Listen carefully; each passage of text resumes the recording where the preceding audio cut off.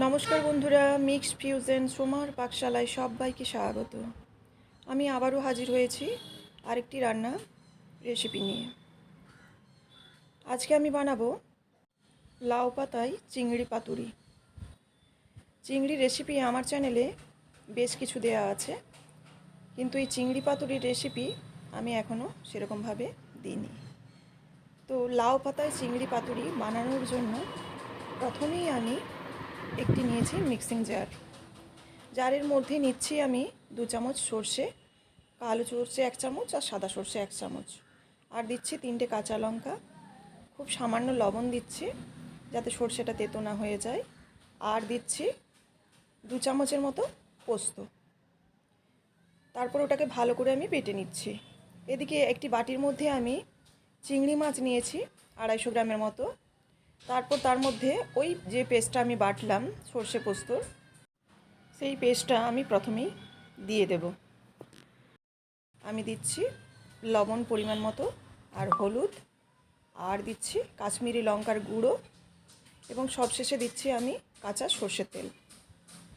এবার এই মিশ্রণটাকে আমি খুব ভালোভাবে মেখে নেব,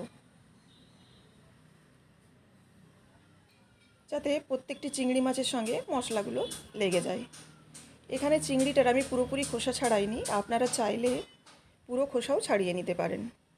ব্যাস, চিংড়ি মাছের গ্রেভিটা রেডি হয়ে গেছে। আমি এবার লাউ পাতা নিয়েছি। আমি এখানে 2টো লাউ পাতা একসাথে জয়েন করছি, করে তার উপর চিংড়ি মাছটা দেব। তো আপনারা চাইলে 3 থেকে 4টেও দিতে পারেন, তাতে কি হয় একটু মোটা হয়, ছিঁড়ে যাবার সম্ভাবনাটা কম থাকে। যেহেতু আমার লাউ পাতা একটু কম, সেজন্য আমি 2টোই দিয়েছি লাউ পাতা।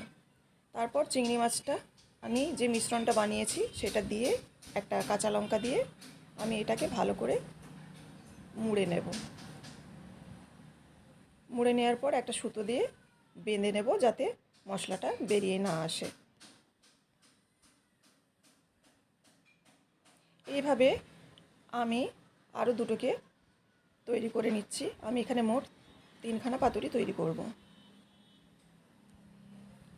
এবার আমি কড়াইয়ের মধ্যে খুব সামান্য সর্ষের তেল দিচ্ছি, দিয়ে কড়ার মধ্যে চারদিকে আমি বুলিয়ে দিচ্ছি। দিয়ে যে পাতুরিগুলো আমি বানিয়ে রেখেছিলাম সেগুলো আমি কড়ার মধ্যে দিয়ে একটু ফাঁকা ফাঁকা করে দিচ্ছি। দিয়ে আমি একটু ঢাকা দিয়ে দেবো। ঢাকা দেওয়ার পর এক পিঠটা যখন হয়ে যাবে একটু হালকা ব্রাউন, তখন আমি উল্টে নেব। এক পিঠটা হয়ে গেছে, এবার আমি উল্টো পিঠটা উল্টে দিচ্ছি। আবারও কিছুক্ষণ ঢাকা দিয়ে আরেকটা পিঠ আমি বানিয়ে নেব। ব্যাস, চিংড়ি পাতুরি আমার রেডি হয়ে গেছে।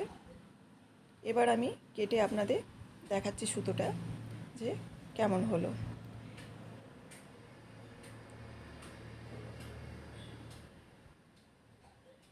এখানে লাউ পাতাটা কম থাকার জন্য আমার পাতাটা একটু ফেটে গেছে। আপনারা লাউ পাতাটা 3 থেকে 4টে দেবেন, একটু মোটা হলে এইরকম হবে না। খুব সুন্দর হয়েছে। আপনারাও এইভাবে বাড়িতে বানান আর সবাই মিলে খান, আর আমাকে কমেন্ট করে অবশ্যই জানাবেন যে আপনাদের এই রান্নাটি কেমন লাগলো। আমার চ্যানেলে যারা এখনও নতুন, সাবস্ক্রাইব করেননি, তারা অবশ্যই সাবস্ক্রাইব করে আমার পাশে থাকার অনুরোধ রইল। আমার আরেকটি চ্যানেল আছে, সোমার পাকশালা শর্ট, সেই চ্যানেলটিও আপনারা পারলে সাবস্ক্রাইব করে রাখতে পারেন। সবাই ভালো থাকবেন।